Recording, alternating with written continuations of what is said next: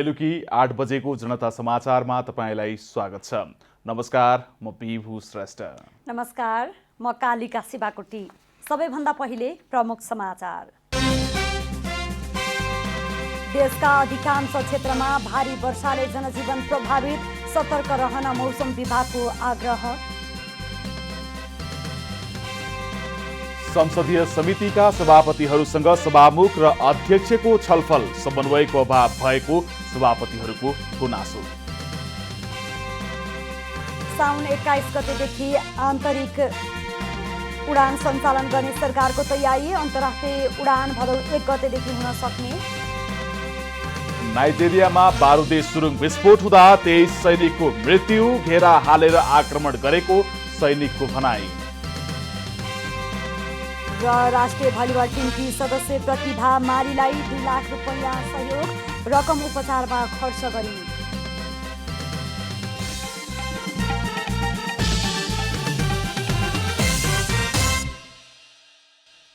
अब पुरा समाचार।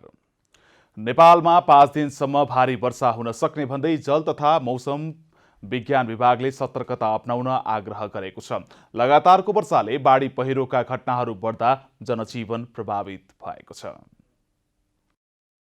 लगातारको वर्षाले देशका मुख्य नदीहरूमा पानीको बहाव बढेको छ। मौसम पूर्वानुमान महाशाखाका अनुसार अहिले प्रदेश नम्बर 1, प्रदेश नम्बर 2, बागमती प्रदेश, प्रदेश नम्बर 5 र सुदूरपश्चिम प्रदेशमा भारी वर्षा भइरहेको छ। पछिल्लो 24 घण्टामा मात्रै अधिकांश स्थानमा 100 मिलिलिटर भन्दा बढी पानी परेको छ। उपत्यकाको बागमती, विष्णुमती, हनुमन्ते, मनोहरा लगायतका नदीमा पानीको बहाव बढेको छ। उपत्यका बाहिरका मुख्य नदीहरूमा पनि पानीको बहाव निरन्तर बढिरहेको छ। महाशाखाका अनुसार चितवनको नारायणी नदीमा पानीको सतहले खतराको तह पार गरेको छ। कोशी नदीमा पानी सतर्कताको तहसम्म पुगेको छ। यस्तै कन्काई, कमला, बागमती, नारायणी, तिनाउ, पश्चिम राप्ती, बबई र विभिन्न सहायक नदीमा पनि पानीको बहावले खतराको तह पार गर्न सक्ने अनुमान महाशाखाले गरेको छ। महाशाखाले अझै 5 दिनसम्म सतर्कता अपनाउनु पर्ने जनाएको छ। यता अविरल वर्षा र बाढीका कारण धादिङमा पृथ्वी राजमार्ग ठाउँ ठाउँमा अवरुद्ध भएको छ। चितवनबाट धादिङ प्रवेश गर्ने पृथ्वी राजमार्गको बिन्दु मुवा खोलाको पुलमा बाढी र पहिरोले क्षति पुर्याएको छ। मुवा खोलामा आएको बाढीले पुलको धादिङ तर्फको खण्ड भत्काएको छ। बाढीले खोला छेउका केही घर पनि बगाएको स्थानीयले जनाएका छन्। गृह मन्त्रालय, राष्ट्रिय विपद जोखिम न्यूनीकरण तथा व्यवस्थापन प्राधिकरणका अनुसार साउन 4 गते आइतबारदेखि 5 गते बिहान 10 बजेसम्म विभिन्न जिल्लामा 12 स्थानमा पहिरो गएको छ। 4 स्थानमा अविरल वर्षा, 2 स्थानमा बाढी र 1 स्थानमा आगलागीको घटना भएको प्राधिकरणले प्रकाशित गरेको बुलेटिनमा उल्लेख छ। घटनामा परि 3 जनाको मृत्यु भएको छ भने 1 जना घाइते भएका छन्। 8 स्थानमा सडक अवरुद्ध भएको तथ्याङ्कमा उल्लेख छ। 24 घण्टामा 19 वटा घटनाहरू घटेका छन्। प्राधिकरणका अनुसार 2077 जेठ 30 गतेदेखि साउन 4 गतेसम्म पहिरो, बाढी र चट्याङबाट 131 जनाको मृत्यु भएको छ भने 129 जना घाइते भएका छन्। घटनामा परि 48 जना बेपत्ता भएका छन्। तथ्याङ्कका अनुसार पहिरोबाट 111 जनाको मृत्यु, 86 जना घाइते र 43 जना बेपत्ता भएका छन्। बाढीबाट 3 जनाको मृत्यु, 1 जना घाइते र 5 जना बेपत्ता भएका छन्। चट्याङमा परि 17 जनाको मृत्यु भएको छ भने 42 जना घाइते भएका छन्। लगातारको वर्षाका कारण काठमाडौँ उपत्यकाका नदीहरूमा पानीको सतह बढेको छ। बागमती नदीमा पानीको बहाव बढ्दा नदी छेउमा रहेका सुकुम्बासी बस्ती डुबानमा परेको छ। नदीमा पानीको बहाव बढेपछि सुकुम्बासी बस्तीका स्थानीयहरू त्रासमा छन्। अवैध बसोबासका कारण बर्खाको समयमा नदी छेउका बस्ती डुबानमा पर्ने गरेको छ। वर्षाको पानीले सप्तरी सदरमुकाम राजविराज स्थित प्रदेश प्रहरी तालिम केन्द्र, जनकपुर सम्पर्क कार्यालय र खानेपानी तथा सरसफाई डिभिजन कार्यालय सहितका भूभाग डुबानमा परेका छन्। सोमबार बिहानैदेखि भएको वर्षाका कारण सडक तथा बजारकै बस्तीहरू जलमग्न भएको हो। सडक जलमग्न हुँदा सर्वसाधारणहरूलाई हिँडडुल गर्न कठिनाई भएको छ भने वडा नम्बर 6 स्थित केहीको घर घरमा पानी पसेपछि खाना पकाएर खाना पनि समस्या हुन थालेको छ। काम त गर्नु पर्यो, जसरी भयो नि जुन काम चाहिँ गर्नु पर्यो। मान्छेले हेर्नु यति पानी छ, यति पानीको आएको हामीहरू हैन, अब बजारमा नगएर हुन्न। जनप्रतिनिधिहरूको लापरवाहीका कारण आफूहरूलाई वर्षेनी बर्खायाममा खाटमाथि खाना पकाएर खानुपर्ने बाध्यता खेप्दै आएको उनीहरूको भनाइ छ। जीसीबी एकपल्ट ल्याएर देखाइदिन्छ, जीसीबीले माटो साटो अब योभन्दा अगाडि महिना 10-15 दिन अगाडि माटो र गराबेल अलिअलि हाल्यो, त्यसले के अरे जनताहरूलाई केही राहत पाएको छैन। त्यो नदीमा पानी आउँदाखेरि नदीको अब सुक्खा टाइममा निकास गर्नुपर्ने, माटो खन्नुपर्ने, बनाउनु पर्ने, सुक्खा टाइममा गर्दैन, बर्खा टाइममा आएर तपाईँको अलिअलि देखावटको लागि 2-4 दिन गर्यो अनि त्यो बगाएर लग्यो।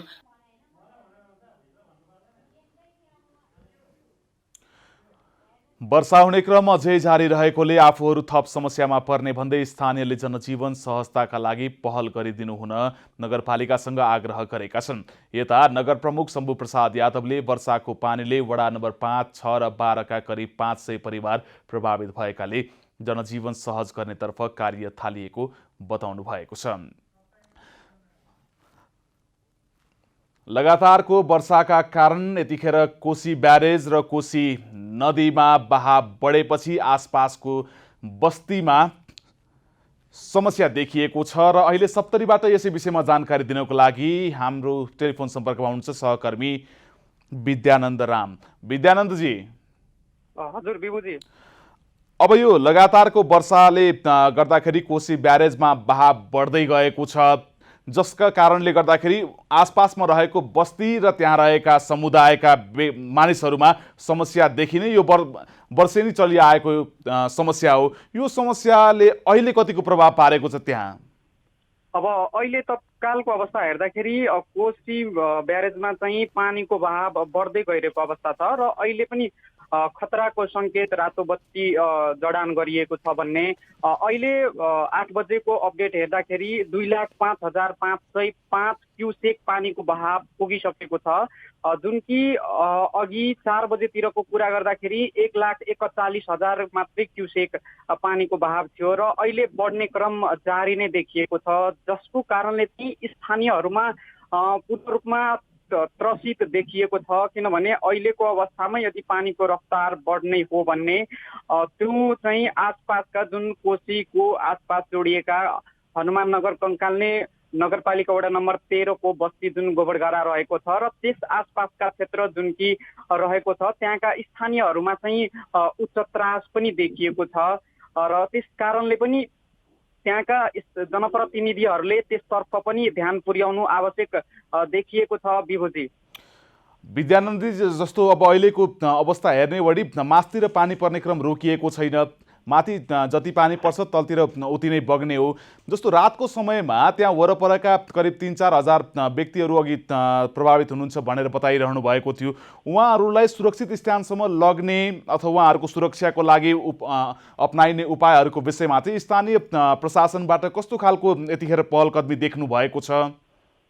अवश्य रूपमा यस विषयमा चाहिँ हामीले स्थानीय प्रशासनसँग कुरा गर्दाखेरि उहाँको भनाइमा भन्ने हो भने उहाँहरू पूर्ण रूपमा तैनात अवस्थामा रहनु भएको छ र त्यसरी खतरा देखिएको ठाउँमा चाहिँ उहाँहरू चाहिँ त्यस्ता स्थानीयहरूलाई सुरक्षित स्थानमा पुर्याउने उहाँहरूको तयारी रहेको छ र तथापि चाहिँ स्थानीयहरूमा अहिले त्रास देखिएको अवस्था छ। उहाँहरूलाई चाहिँ खास गरी गोबरगाडालाई केन्द्रित गर्ने हो भने गोबरगाडामा अहिले बस्तीमा चाहिँ पानी पसेको अवस्था छ। भर्खरै हामीले त्यहाँका वडा अध्यक्षसँग कुरा गर्दाखेरि त्यहाँ चाहिँ घर घरमा पानी पसिसकेको अवस्था छ र उहाँ चाहिँ तयार अवस्थामा केही थान चाहिँ त्यो लाइफ ज्याकेटहरू राखिएको छ भने 4 थान ढुङ्गा पनि तयारी अवस्थामा रहेको हामीले जानकारी प्राप्त गरेका छौँ। त्यसै गरी चाहिँ आसपासको क्षेत्र र अहिले भर्खरै जुन कि खाडो खोला रहेको छ र यो खाडो खोलाले चाहिँ तिलाठी कोइलाडी गाउँपालिकाको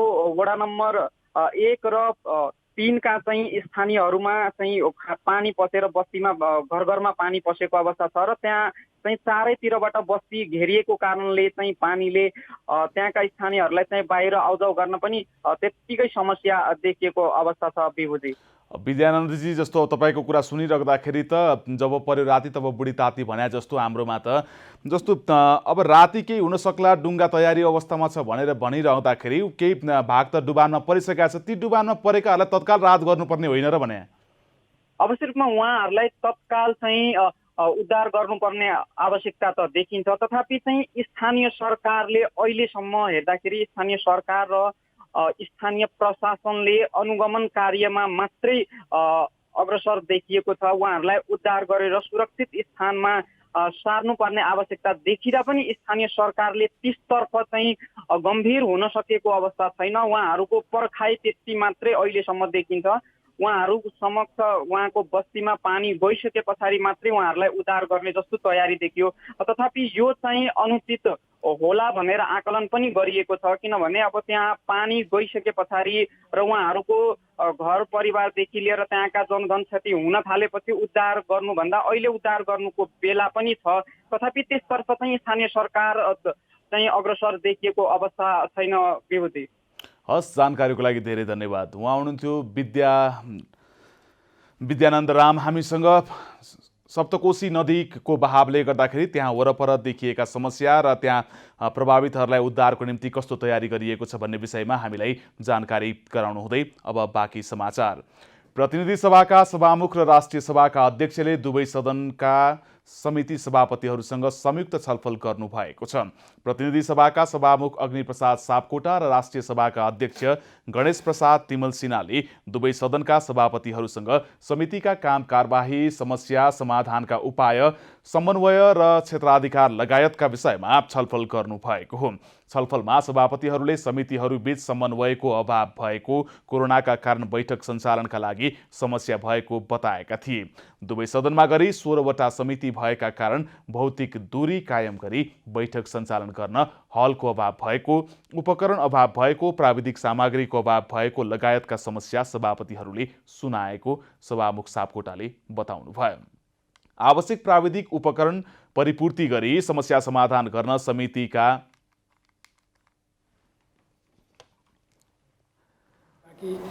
दूरी कायम गर्नुपर्छ हैन। अहिले अब पहिला प्रतिनिधि सभा मात्रै थियो, अहिले राष्ट्रिय सभा नै भएको हुनाले समितिहरू बढेका छन् हैन। 16वटा समिति छन्।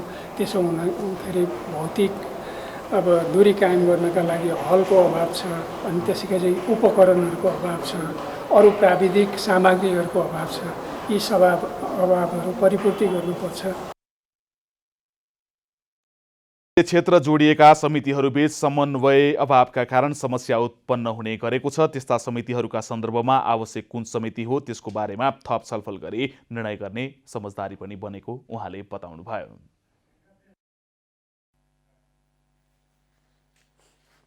आज 186 जना नयाँ कोरोना संक्रमित थपिएका छन्। यो सँगै कुल संक्रमितको संख्या 17,844 पुगेको छ। स्वास्थ्य मन्त्रालयका अनुसार आज 4,216 जनाको PCR विधिबाट कोरोना परीक्षण भएको हो। कोरोना मुक्त भएर आज 173 जना डिस्चार्ज भएका छन्। अहिलेसम्म 11,868 जना उपचारपछि निको भएर घर फर्किएका छन् भने 5,936 जना उपचाररत छन्। सक्रिय संक्रमितको संख्या 5,936 र आजको जम्मा संख्या 186 छ। अहिले 22,228 जना देशभरका क्वारेन्टिनमा रहेका छन्। प्रमुख प्रतिपक्षी दल नेपाली कांग्रेसले कोरोना महामारी प्रभावित सञ्चार संस्थालाई राहत प्याकेज ल्याउन सरकारको ध्यान आकर्षण गराएको छ। अप्ठ्यारो समयमा सरकारले सञ्चार संस्थाहरूको संरक्षण गर्नुपर्ने भन्दै पत्रकार महासंघका पदाधिकारीले सरकारको ध्यान आकर्षण गराएका छन्। प्रमुख प्रतिपक्षी दल नेपाली कांग्रेसको कोरोना अनुगमन केन्द्रीय समितिले सोमबार नेपाल पत्रकार महासंघ कार्यालयमै पुगेर कोरोना महामारी प्रभावित सञ्चार माध्यम र सञ्चारकर्मीलाई राहत प्याकेज ल्याउन दबाब दिन महासंघ मार्फत सरकारको ध्यानाकर्षण गराएको छ। कांग्रेस सहमहामन्त्री डाक्टर प्रकाशरण महतको नेतृत्वमा गएको टोलीले कोरोना महामारी प्रभावित सञ्चार क्षेत्रलाई विशेष सुविधा दिन सरकारको ध्यानाकर्षण गराएको हो। यस्तै अभिव्यक्ति स्वतन्त्रताप्रति सरकार गम्भीर हुनुपर्नेमा टोलीले महासंघ मार्फत सरकारको ध्यानाकर्षण गरायो। हाम्रो आर्थिक सामाजिक जीवन अस्तव्यस्त छ, त्यसको लागि तपाईहरुले चाहिँ के छ भने यथार्थ विश्लेषण र रिपोर्टिङ गर्नुहोस्, त्यही तपाईहरुको काम हो। हामीले दिन्छौँ तपाईहरुलाई चाहिँ भत्ता सहितको यो चाहिँ के छ भने तलब हामी सुनिश्चित गर्छौँ। तपाईँहरूको चाहिँ समस्या अप्ठ्यारो छ भने हामीलाई भन्नुहोस्, सरकारले त्यो कुरा पनि हेर्छ। होइन भने यसो गर्न पाइँदैन भनेर सरकारले भन्नुपर्ने हो कि होइन। समिति सदस्य एवं कांग्रेस नेता एनपी साउदले सरकार कोरोना महामारी र विपदको पीडामा परेका नागरिकका समस्या समाधान गर्नतर्फ लाग्नुभन्दा नेकपाभित्रको आन्तरिक किचोलोमा रुमल लिनु दुखद रहेको बताउनुभयो। अप्ठ्यारो समयमा सरकारले सञ्चार संस्थाहरूको संरक्षण गर्नुपर्ने भन्दै पत्रकार महासंघका पदाधिकारीले सरकारको ध्यानाकर्षण गराएका थिए। अहिले कोरोनाको सन्दर्भमा प्रेसलाई जुन प्रकारको पीडा भोग्यो, मलाई लाग्छ सरकारले पटक्कै दुःख महसुस गरेको छैन, बरु सुखद अनुभूति नै गरिरहेको छ कि भन्ने आशंका गर्नुपर्ने स्थिति छ। सञ्चार गृहहरूले ठुलो मात्रामा पत्रकारहरूलाई वेतनोपि बिदामा राख्नुभयो, पारिश्रमिक दिनु भएन, अझ जागिरबाटै निकाल्ने काम गर्नुभयो र पत्रकार विशेष गरेर सञ्चार प्रतिष्ठानहरूले आफ्ना पत्रकारहरूको जिम्मेवारी नलिने एउटा चुनौती खडा भयो। छलफलमा सञ्चार माध्यम र पत्रकारका लागि नयाँ राहत कार्यक्रम ल्याउनुपर्ने, कोरोना संक्रमणबाट जोगाउन सुरक्षा सामग्री उपलब्ध गराउनुपर्ने लगायतका माग सम्बोधन गर्न सरकारको ध्यानाकर्षण गराइएको थियो। क्यामेरामा साजन थापाका साथ कमला हमाल, काठमाडौँ। सरकारले साउन 21 गतेदेखि आन्तरिक हवाई उडान र भदौ 1 गतेदेखि अन्तर्राष्ट्रिय उडान सञ्चालनमा ल्याउने तयारी गरेको छ। कोरोना संक्रमण फैलन थालेपछि चैत 11 गतेबाट गरेको लकडाउनसँगै बन्द भएका हवाई उडानहरू सञ्चालनमा ल्याउन आवश्यक तयारीमा जुटेको संस्कृति, पर्यटन तथा नागरिक उड्डयन मन्त्रालयले जनाएको छ। यसका लागि मन्त्री परिषदमा प्रस्ताव राखिएको मन्त्रालयले जनाएको छ। मन्त्रालयले साउन 15 गतेदेखि होटलहरू खोल्न र भदौ 1 गतेदेखि अन्तर्राष्ट्रिय उडान सञ्चालन अपरिहार्य रहेको भन्दै मन्त्री परिषदमा प्रस्ताव राखेको जनाएको छ। नेपाल वायु सेवा निगमले तोकिएभन्दा बढी मूल्यमा टिकट बिक्री गरिए कारबाही गर्ने चेतावनी दिएको छ। कतिपय व्यक्ति तथा संस्थाले यात्रुबाट अस्वाभाविक रूपमा बढी मूल्यमा टिकट बिक्री गरेको भन्ने गुनासो आएको भन्दै निगमले तोकिएभन्दा बढी मूल्यमा टिकट बिक्री नगर्न भनेको हो। निगमले उद्धार उडान तालिका र तोकिएको भाडा दर आफ्नो वेबसाइटमा प्रकाशित गरी सोही बमोजिम उडान सञ्चालन गरिरहेको पनि जनाएको छ। निगमले उडान तालिकामा रहेका बाहेक अन्य गन्तव्यमा उडान नगराएको पनि जनाएको छ। निगमको वेबसाइटमा प्रकाशित भाडा दर भन्दा बढी असुलेर कुनै व्यक्ति वा संस्थाले टिकट बिक्री गरेको प्रमाणित भएमा प्रचलित कानुन बमोजिम कारबाही गर्ने चेतावनी दिएको छ। शिवम सिमेन्ट अब मोबाइल एपबाटै खरिद गर्न सकिने भएको छ। कोरोना भाइरसले निम्त्याएको विषम परिस्थितिलाई मध्यनजर गर्दै कम्पनीले शिवम मोबाइल एप सार्वजनिक गरेपछि अब उपभोक्ताले घरमै बसेर सिमेन्ट अर्डर गर्न सक्नेछन्।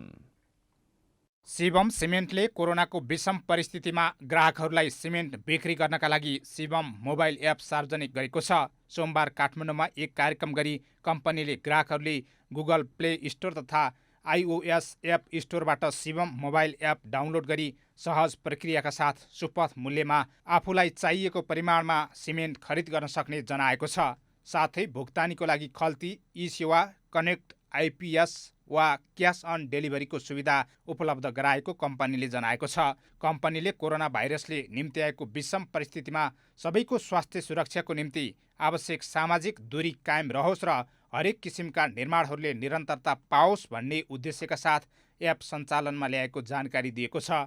कम्पनीले गुणस्तरलाई आफ्नो पहिलो प्राथमिकतामा राखेको जनाएको छ। यो लकडाउनले कोभिड-19ले हामीले धेरैवटा कुरालाई चाहिँ हामीले देखाएको छ। त्यसमा एउटा सम्भावना के देखाएको छ भने अबदेखि ई-कमर्सको युग आएको छ। ई-कमर्सको युगबाट हामीले चाहिँ बढी लाभान्वित भएर डाइरेक्टली प्रोड्युसर र कन्ज्युमरको बिचमा पनि रिलेसन बन्द रहेछ र बन्न सकिन्छ भन्ने पनि कुरा देखाएको छ। एउटा अपर्च्युनिटीको रूपमा पनि हामीले लिन सकिन्छ। आधुनिक प्रविधिको माध्यमबाट ग्राहकहरूले आफ्नो मोबाइलमा शिवम मोबाइल एप डाउनलोड गरी सुनिश्चित भएर सहज, सरल तथा सुरक्षित तरिकाले घरमै बसेर सुपथ मूल्यमा शिवम सिमेन्ट अर्डर गर्न सक्ने व्यवस्था कम्पनीले मिलाएको छ। यस एपको माध्यमबाट ग्राहकहरूले गरेको अर्डरलाई कम्पनीले सहज व्यवस्थापनका साथ उचित मूल्य र समयमै तोकिएको स्थानमा डेलिभरी दिने जनाएको छ। यो सिमेन्टमा हामीले हाम्रो खास मूल्य काठमाडौँ बजारको लागि 800 रुपियाँ रहेको छ र 20 रुपियाँ हामीले विशेष डिस्काउन्ट गरेर 780 रुपियाँमा दिइराखेका छौँ। 4 तरिकाले यो सिमेन्ट उपलब्ध हुन सक्छ। सरल अर्डर प्रक्रिया भएको र भुक्तानीका लागि सहज सुविधाहरू भएको हुनाले ग्राहकहरूको लागि शिवम सिमेन्ट खरिद गर्न एप अत्यन्तै प्रभावकारी रहने विश्वास कम्पनीको छ। क्यामेरामा विष्णु थापाका साथ हरिशरण नेउपाने, काठमाडौँ। मानव विकास तथा सामुदायिक सेवाको व्यवस्थापनमा रहेको लमजुङ जिल्ला सामुदायिक अस्पताल प्रदेश सरकारको मातहतमा गएसँगै कर्मचारीहरू अन्यलमा परेका छन्। अस्पतालमा कार्यरत झण्डै 80 जना स्वास्थ्यकर्मी तथा कर्मचारीहरू रोजगारीको अन्यलमा परेका हुन्। नेपाल सरकारको स्वामित्वमा 15 सयमा रहेको लमजुङ जिल्ला सामुदायिक अस्पताल 2058 सालमा मानव विकास तथा सामुदायिक सेवा एसडिसिएसले व्यवस्थापन जिम्मा लिई सञ्चालन गरेको हो। झण्डै 2 दशकपछि सङ्घीय सरकारसँगको सम्झौता रद्द गरी प्रदेश सरकारको मातहतमा अस्पताल सञ्चालन हुने भएपछि अस्पतालका कर्मचारीहरू अन्यलमा परेका छन्। हस्पिटलमा चाहिँ काम गरेको 20-25 वर्षको अनुभवमा यति बिरामीलाई काम गरिराख्यौँ र अहिले एक्कासी यो हस्पिटल चाहिँ खारेज भयो भन्ने सुनेर आफूलाई नै नराम्रो लागिरहेको छ र यो अन्यलमा चाहिँ हामी अब पछिको समयमा चाहिँ के गर्ने भन्ने कुरा चाहिँ निश्चित छैन र हामी अन्यलमै छौँ। एकैचोटि आएर चाहिँ तपाईँहरूलाई चाहिँ यो सूचना छ भनेर उहाँले भन्दाखेरि हामी चाहिँ अब कुन पक्षको भन्ने कुरो पनि थाहा छैन। हामीले दुःख सुख गरेको अहिले 20 वर्ष जाइरहेर हामीले चाहिँ खाली हात चाहिँ जानुपर्ने भएको छ। लमजुङ जिल्ला अस्पताल गण्डकी प्रदेश सामुदायिक विकास मन्त्रालय अन्तर्गत रहने भएको छ। कम्तीमा 6 महिना पूर्व जानकारी गराएर मात्रै सम्झौता रद्द गर्नुपर्ने सम्झौतामै उल्लेख भए पनि बिना जानकारी सरकारले पछिल्लो सम्झौता खारेज गरेर अस्पताल र कर्मचारीहरूलाई धोका दिएको कर्मचारीहरूको गुनासो छ। त्यो चाहिँ एकदमै त्यो सम्झौता विपरीत चाहिँ मर्म विपरीत चाहिँ यो अहिले प्रदेश सरकारमा हस्तान्तरण भएको छ। त्यो हाम्रो कर्मचारीहरूको भविष्य अथवा सेवा सुविधाप्रति चाहिँ गम्भीर प्रश्न खडा भएको छ। अस्पताल सञ्चालनको विषयमा पछिल्लो पटक 10 वर्षका लागि 2071 सालमा एसडिसिएस र नेपाल सरकार बीच सम्झौता भएको थियो। पछिल्लो सम्झौता अझै बाँकी रहेकाले अब प्रदेश सरकारले नै त्यो सम्झौतालाई निरन्तरता दिनुपर्ने उनीहरूको माग छ। बिना सूचना प्रदेशमा हस्तान्तरण गरेको छ, त्यसको लागि चाहिँ प्रदेश सरकारले कर्मचारी अस्पताल र सम्बन्धित निकायको पुनः सम्झौता गरी उनीहरूको भविष्यमाथि खेलवाड गर्न नहुने कुरा राख्न चाहन्छ। हाल 62 शय्या रहेको अस्पतालमा एसडिसिएसले नै निकट भविष्यमा 100 शय्या पुर्याउने लक्ष्य राखेको थियो। अस्पताल प्रदेश सरकारको मातहतमा रहने र यसअघिको सम्झौता खारेज भएसँगै तत्कालका लागि अस्पताल व्यवस्थापनका विषयमा अन्योलता भएको छ। लमजुङबाट सन्देश पौडेलको रिपोर्ट।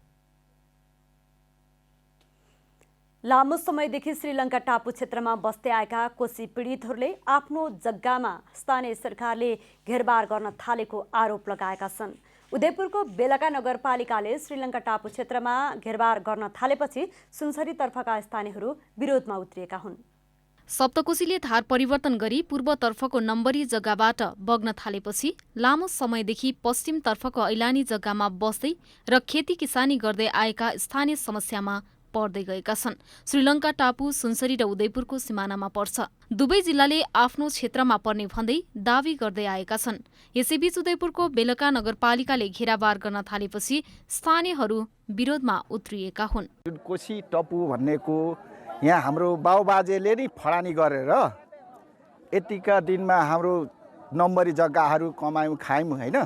अहिले त्यो कोशी कटानमा परेर हाम्रो जुन जग्गाहरू कोशी कटानमा कोशी बग्दैछ अहिले र त्यसकै उसमा अब हाम्रो कतिपय मान्छे मागे गए, कोही कता गए, कोही कता गए, तर हामी चाहिँ यहीँ नै ऐलानी जग्गा थियो यसैलाई फाँडेर जेस हामी बाली नाली लगाएर आफ्नो जीवन आर्जन गर्नका लागि हामीले यो जग्गालाई कमाई खाइरहेका छौँ। कोशीका कारण विस्थापित बनेर कोशीकै किनारमै पश्चिमतर्फ श्रीलङ्का टापु क्षेत्रमा बस्दै आएका कोशी पीडितहरूले आफूहरूलाई व्यवस्थित बनाइदिन सरकारलाई आग्रह गर्दै आएका छन्, तर अहिलेसम्म कुनै सुनवाई भएको छैन। श्रीलङ्का टापु क्षेत्रको सीमाङ्कनका विषयमा बेलका नगरपालिका र बराहा क्षेत्र नगरपालिकाको सीमा नछुटिएसम्म घेराबार गर्न नदिने स्थानीय बताउँछन्। यो मेयरले हातछेप गरेर 2-4 जना कमाई खाने भाडा बनाइरहेको छ। मेयरहरू पनि खाने भाडा मात्रै बनाएको छ, जनताको सुविधा होइन। अब त्यहाँ 225 बिघा जग्गा घेरे परेको छ, काँस पालिरहेको छ। जाएर हेर्दा हुन्छ, फोटो लिँदा हुन्छ। यो हाम्रो सुनसरी हो। यसमा 1, 2 गरेर 3 वटा मुद्दा लाग्यो। 3 वटा मुद्दा हाम्रो सुनसरी गयो। नउदयपुरले सप्तरीले लियो, घुमेर चाहिँ सुनसरी गयो। कोसी यहाँ चलेको बेलामा हामीहरू यहाँदेखि बसोबास गरिरहेका छौँ। ऐलानी जग्गा खोजी र संरक्षणमा जुटेको बेलका नगरपालिकाले श्रीलङ्का टापुको बस्ती क्षेत्रभन्दा पश्चिमतर्फ घेराबार गर्न थालेपछि श्रीलङ्का टापुवासीहरूले सीमाङ्कनको माग गर्न थालेका हुन्। श्रीलङ्का टापु क्षेत्रमा बसोबास गर्नेहरू प्राय सबै सुनसरीको बराहा क्षेत्र नगरपालिका वडा नम्बर 6 र 9 का मतदाता रहेका छन्। सुनसरीबाट दिनेश गजमेरको रिपोर्ट। भन्सार विभागले अनलाइन प्रणालीबाटै एक्जिम कोड अर्थात् निकासी पैठारी सङ्केत नम्बर नवीकरण गर्न सकिने व्यवस्था गरेको छ। विभागले 30,000 सेवाग्राहीलाई घरबाटै कोड लिने र नवीकरण गर्ने गरी अनलाइन कोड वितरण प्रणालीको सुरुवात गरेको हो। यसअघि निकासी पैठारी नवीकरण गर्दा भन्सार नियमावली 2064 को नियम 66 घ बमोजिम कर चुक्ताको प्रमाणपत्र र नवीकरण गरिने अवधिसम्म म्याद भएको 3 लाख रुपैयाँको बैंक जमानत सहित भौतिक रूपमा नै उपस्थित हुनुपर्ने व्यवस्था रहेको थियो। तर नयाँ प्रणाली अनुसार नवीकरणका लागि निवेदन दिन सेवाग्राहीलाई युजर आइडी र पासवर्ड उपलब्ध गराइनेछ। सेवाग्राहीले विभागको वेबसाइटमा गई आफ्नो विवरण भर्न सक्ने व्यवस्था मिलाइएको छ। अब आर्थिक समाचार।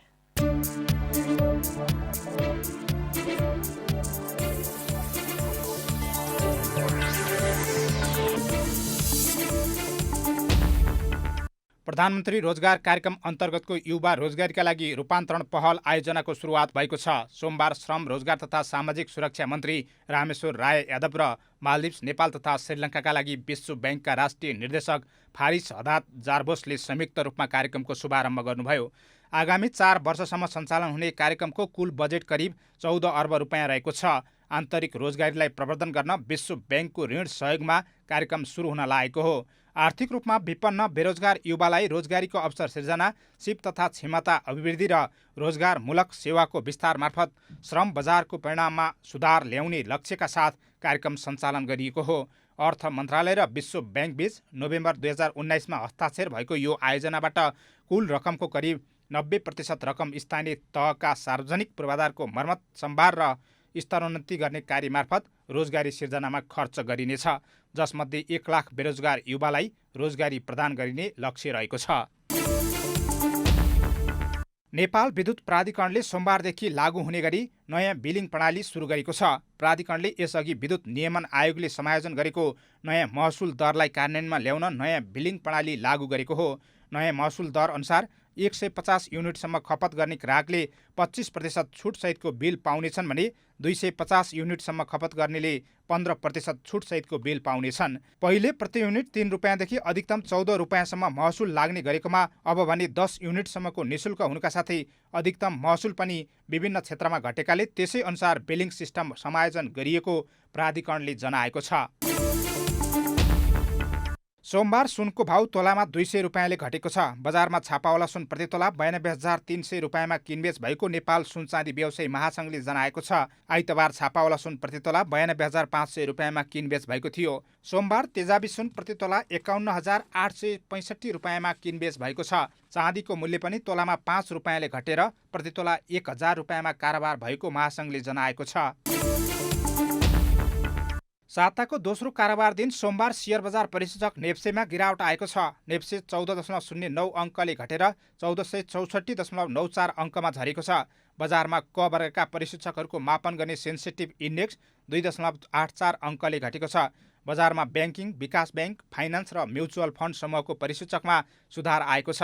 बाँकी सबै समूहको परिसूचकमा गिरावट आएको छ। सोमबार 181 कम्पनीका 70,01,258 किता सेयर 33,433 पटक खरिद बिक्री हुँदा 2 अर्ब 80 करोड 22 लाख रुपियाँ बराबरको कारोबार भएको छ।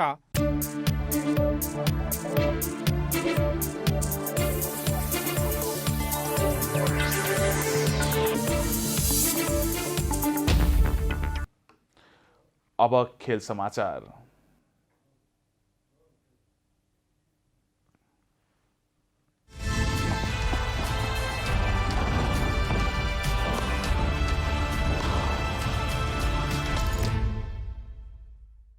भारतीय क्रिकेट कन्ट्रोल बोर्ड बीसीसीआईले सेप्टेम्बर 26 देखि नोभेम्बर 8 तारिकसम्म इन्डियन प्रिमियर लिग आईपीएल को 13औं संस्करण सञ्चालन गर्न खोजिरहेको छ। तर त्यो मिति दीपावलीमा पर्ने भएपछि ब्रोडकास्टर पार्टनर स्टार इन्डिया र फ्रेन्चाइजी क्लबहरूले असहमति जनाइरहेको भारतीय सञ्चार माध्यमहरूले जनाएका छन्। बीसीसीआई 13औं संस्करणको आईपीएल 44 दिनमा 60 खेल खेलाउने योजनामा जुटेको छ। स्रोतका अनुसार स्टार इन्डिया दीपावलीको अवसरलाई सदुपयोग गर्नका निम्ति आईपीएल दीपावली हुने साताको अन्त्यसम्ममा टुङ्ग्याउन बीसीसीआईसँग छलफलमा जुटेको छ। दीपावलीमा विज्ञापनहरू राम्रो मूल्यमा बेच्न सकिने भएकाले दीपावलीको वरपर मिति सारेर गर्न सकिने स्टार इन्डिया बीसीसीआईसँग छलफलमा जुटेको छ। दीपावली 14 नोभेम्बरमा परेको छ। स्टारका अनुसार बीसीसीआईको आन्तरिक तयारी अनुसार यस सिजनको अधिकांश खेलहरू दिउँसोको समयमा रहेको र सो समयमा रेटिङ र दर्शक कम हुने भएकाले स्टार इन्डियाको चिन्ता छ। बीसीसीआईको पूर्व निर्धारित समयअनुसार आईपीएलको 13औं संस्करण गत मार्च 19बाट सुरु हुनुपर्ने थियो, तर कोरोना महामारीका कारण आईपीएल प्रभावित हुँदै आएको छ। बीसीसीआई आईसीसीले अक्टोबर नोभेम्बरमा हुने टी20 विश्वकप गर्ने नगर्ने विषयको अन्तिम निर्णयको पर्खाइमा छ। नेपाल राष्ट्रिय तथा अन्तर्राष्ट्रिय खेलाडी संघ एनएनआईपीएले भलिबल खेलाडी प्रतिभा मालीलाई आर्थिक सहयोग गरेको छ। चोटग्रस्त प्रतिभाको उपचारका लागि एनएनआईपीएले 2 लाख रुपैयाँ सहयोग गरेको हो। प्रतिभालाई एनएनआईपीएका अध्यक्ष दीपक श्रेष्ठ र पूर्व अध्यक्ष दीपक विष्टले सोमबार एक कार्यक्रमका बीच चेक हस्तान्तरण गरे। कार्यक्रममा साकी दोहोरो स्वर्ण पदकधारी आइसा साक्यको पनि उपस्थिति थियो। प्रतिभा विगत केही महिनादेखि चोटका कारण कोर्ट बाहिर छिन्। नेपाल भलिबल संघको आयोजनामा भएको एनभीए कप भलिबल खेल्ने क्रममा गत माघ 10 गते उनलाई घुँडामा चोट लागेको थियो। एनएनआईपीएले खेलाडी कल्याण कोषको रकमबाट सहयोग गर्ने क्रममा उनलाई उपचार खर्च उपलब्ध गराइएको अध्यक्ष श्रेष्ठले बताए। चोटको उपचार गराइरहेकी प्रतिभालाई यसअघि राष्ट्रिय खेलकुद परिषद राख्योपले 5 लाख रुपैयाँ सहयोग गरेको थियो। इङ्ग्लिस प्रिमियर लिग फुटबलमा सोमबार राति 3 खेल हुँदैछन्। सोमबार हुने खेलमा शीर्ष 6 को होडमा रहेका शेफिल्ड युनाइटेड, वुल्भस लगायतले आफ्नो खेलमा प्रतिस्पर्धा गर्नेछन्। शेफिल्डले घरेलु मैदानमा एभर्टनको सामना गर्नेछ। नेपाली समय अनुसार राति 10:45 मा हुने खेलमा दुवै टोली सहज जितको खोजीमा हुनेछन्। शेफिल्ड एभर्टनलाई पराजित गर्दै तालिकाको 7औं स्थानमा उक्लिन चाहन्छ। शेफिल्डले लिगमा बाँकी रहेका 2 खेलमा जित निकाले अन्य टोलीको नतिजामा निर्भर रहँदा शीर्ष 6 को सम्भावना अझै कायम राखेको छ। पछिल्ला केही खेलमा आफू अनुकूल नतिजा निकाल्न नसकेपछि शेफिल्डको अङ्क तालिका खस्किएको थियो। 36 खेलमा 54 अङ्क जोडेको शेफिल्ड तालिकाको 8औं स्थानमा छ। यस्तै एभर्टनका लागि पनि खेलमा जित निकै महत्त्वपूर्ण छ। 36 खेलमा 46 अङ्क सहित तालिकाको 12औं स्थानमा रहेको एभर्टनले जित निकाले 11औं स्थानको साउथह्याम्पटनसँग अङ्क बराबरी गर्नेछ। प्रिमियर लिगमा सोमबार राति नै अन्य 2 खेल हुनेछन्। सोमबार राति 10:45 मा ब्राइटनले घरेलु मैदानमा न्यूक्यासलको सामना गर्नेछ भने राति 1 बजे क्रिस्टल प्यालेसले वुल्भसको सामना गर्नेछ।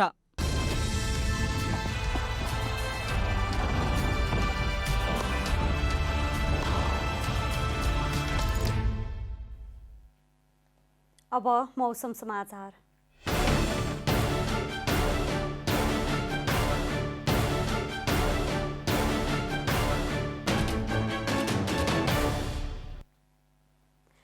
आज देशभरको मौसम सामान्यदेखि पूर्ण बदलिरही धेरै स्थानहरूमा हल्कादेखि मध्यम वर्षा भयो। राति भने देशभर सामान्यदेखि पूर्ण बदलिरही धेरै स्थानहरूमा हल्कादेखि मध्यम वर्षाको सम्भावना रहेको र गण्डकी प्रदेश, कर्णाली प्रदेशका थोरै स्थानहरूमा र प्रदेश 1, प्रदेश 5, बागमती प्रदेश, प्रदेश 2 का 1-2 स्थानहरू र सुदूरपश्चिम प्रदेशका केही स्थानहरूमा र गण्डकी प्रदेश र कर्णाली प्रदेशका थोरै स्थानहरूमा भारी वर्षाको सम्भावना रहेको जल तथा मौसम पूर्वानुमान महाशाखाले जनाएको छ। अब देशभरका विभिन्न स्थानको मौसम सम्बन्धी थप विवरण।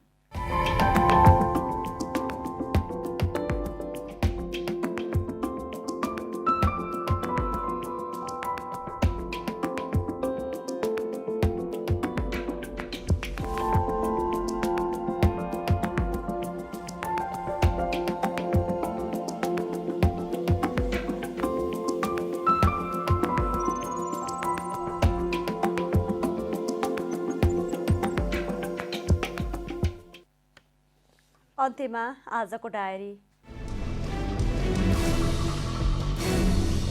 नेपालमा 5 दिनसम्म भारी वर्षा हुन सक्ने भन्दै जल तथा मौसम पूर्वानुमान महाशाखाले सतर्कता अपनाउन आग्रह गरेको छ। मुख्य नदीहरूमा पानीको बहाव बढेको छ। मौसम पूर्वानुमान महाशाखाका अनुसार अहिले प्रदेश नम्बर 1, प्रदेश नम्बर 2, बागमती प्रदेश, प्रदेश नम्बर 5 र सुदूरपश्चिम प्रदेशमा भारी वर्षा भइरहेको छ। पछिल्लो 24 घण्टामा मात्रै अधिकांश स्थानमा 100 मिलिलिटर भन्दा बढी पानी परेको छ। प्रतिनिधि सभाका सभामुख र राष्ट्रिय सभाका अध्यक्षले दुवै सदनका समिति सभापतिहरूसँग संयुक्त छलफल गर्नुभएको छ। प्रतिनिधि सभाका सभामुख अग्निप्रसाद सापकोटा र राष्ट्रिय सभाका अध्यक्ष गणेश प्रसाद तिमिल सिन्हाले दुवै सदनका सभापतिहरूसँग समितिका काम कारबाही, समस्या समाधानका उपाय, समन्वय र क्षेत्राधिकार लगायतका विषयमा छलफल गर्नुभएको हो। नेपाल वायु सेवा निगमले तोकिए भन्दा बढी मूल्यमा टिकट बिक्री गरिए कारबाही गर्ने चेतावनी दिएको छ।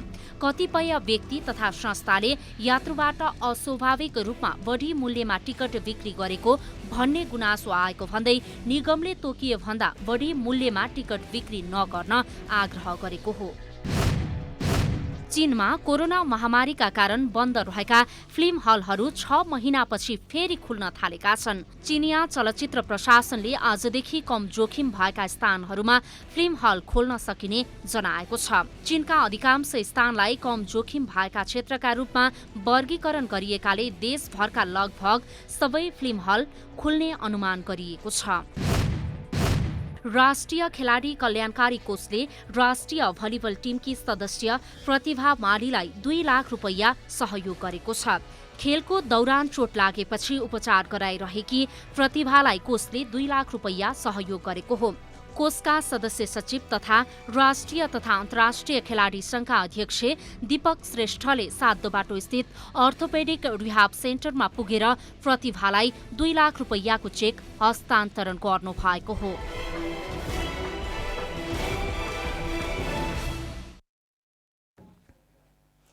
जनता समाचार अहिलेलाई यति नै। जनताद्वारा जनताका लागि प्रसारित जनता टेलिभिजनका कार्यक्रमहरू युट्युब, ट्विटर, फेसबुक र हाम्रो वेबसाइट जनतासमाचार.com मा पनि पढ्न र हेर्न सक्नुहुनेछ।